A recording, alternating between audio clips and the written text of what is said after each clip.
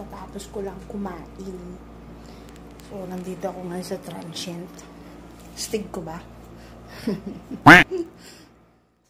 Katatapos ko nga lang kumain. Sinek ko na agad itong CR para malinis ko na talaga. Para masimulan ko na itong aking pagpaparent. Medyo madami-daming kutkutin pa. Kaya kailangan ko ng bilisan. Sa ngayon, magpapahinga lang ako ng ilang minuto dahil busog na busog talaga ako. Tanggalin ko lang sapatos ko para makapagsimula na talaga ako.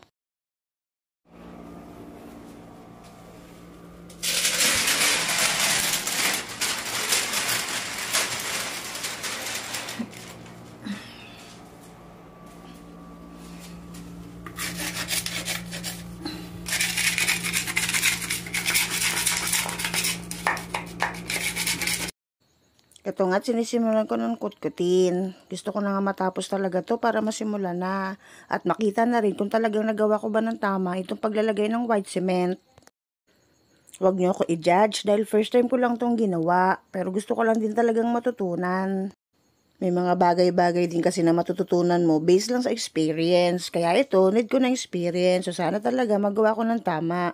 Pero sa susunod, sisiguraduhin kong mas pulido na. Ito na lang naman ang aking kulang dito sa room, ang pag-ayos ng CR, then pwede na itong rentahan.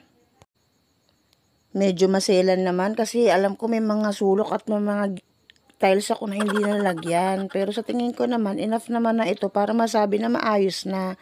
Sa susunod, lalagyan ko na lang ito ng mga pakunti-kunting tapal. A few moments later.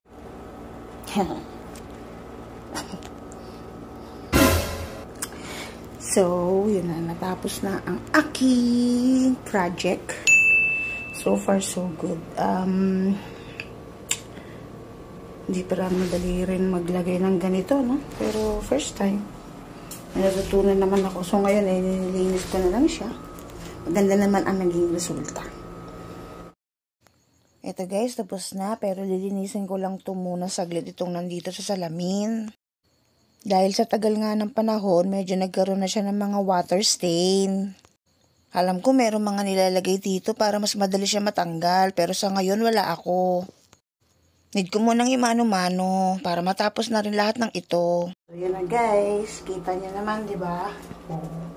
Wala na siyang gap at medyo malinis na siya tignan. Parang ganito kasi siya nung una. Oh. Kita yung lining ng tiles. So at least yan. Nakubera na siya. Mukha na siyang malinis tignan. O, diba? Mission accomplished. Oop.